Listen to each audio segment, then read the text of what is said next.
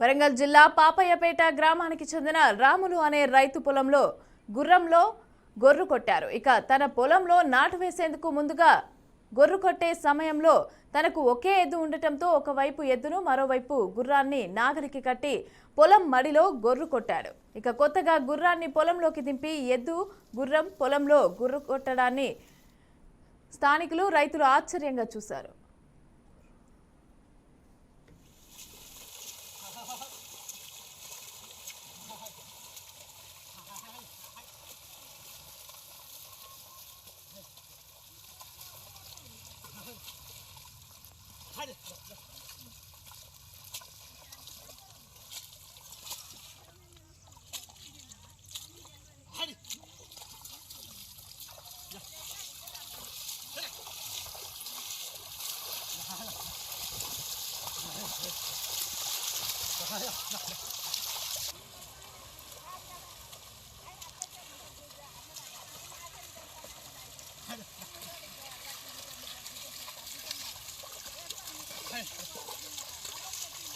Hey!